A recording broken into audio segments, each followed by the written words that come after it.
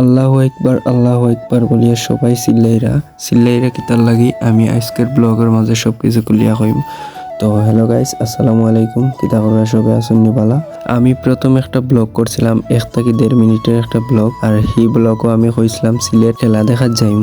তো ফাইনালি খেলা দেখাতে আইছি, আর এটা অনেক আগের, এটা জানুয়ারির একটা ব্লগ ভিডিও। আর আমি আসলে ব্লগটা খাস করতাম পারছি না, যার কারণে আমি ব্লগটা আপলোড দিতে পারছি না। শুরুতেই গেলাম স্টেডিয়ামের ভিতরে গিয়া মাঠটা দেখে পুরা অস্থির, কারণ সিলেটের মাঠটা এত সুন্দর করিয়া ঠিক করা হয়েছিল, এর আগে কিন্তু এরকম ছিল না। তো স্টেডিয়ামের দর্শক কিন্তু প্রায় 18,000 প্লাস, আর ঠিকমতো কইতে পারিয়েন না কতজন দর্শক আসলা। তো আপনারা সবই তো জানেন ঢাকা ভার্সেস সিলেটের ম্যাচ আছিল, আর কতজন দর্শক আসলা, এটা তো কিন্তু অনেক নিউজ হয়েছে। আর ভাই এত শীতের মাঝেই কিন্তু দর্শকের জ্বালায় অনেক বেশি গরম লাগছে।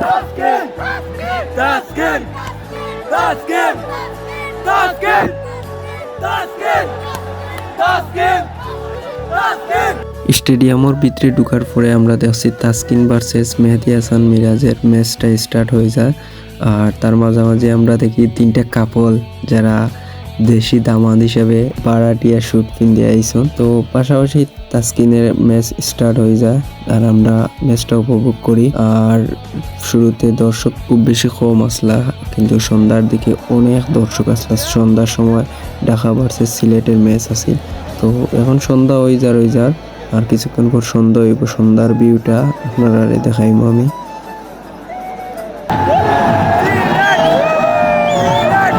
সন্ধ্যার পরপরই কিন্তু সিলেটের প্লেয়াররা মাঠে ব্যায়াম করে এবং প্র্যাকটিস করে।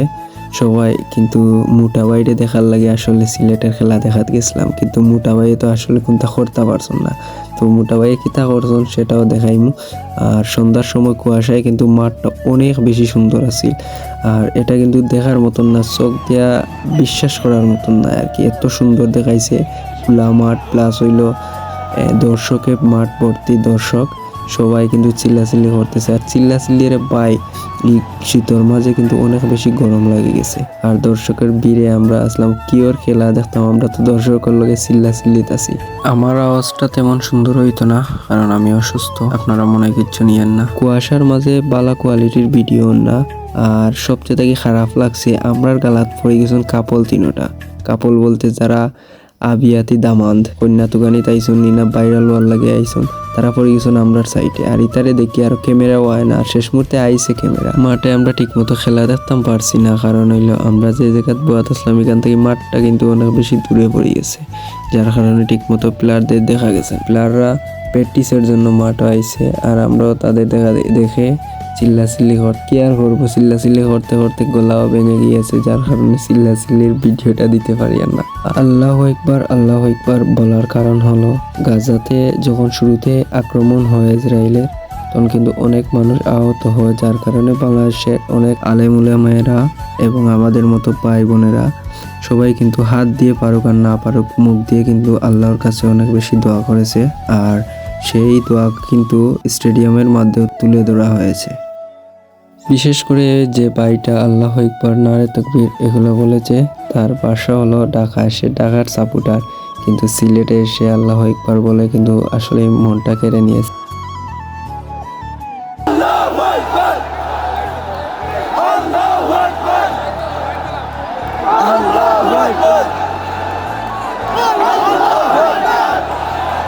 তো তার পাশাপাশি একটা উইকেটও পড়ে গিয়েছে।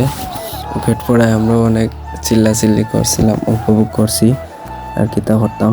তো শেষ মুহূর্তে যারে না দেখলে না হয় তারে দেখলাম, এবং খুব কাছে থাকি তারে দেখলাম, আসলে ভালো লাগছে। ডান্সটা কিন্তু সেই আছিল।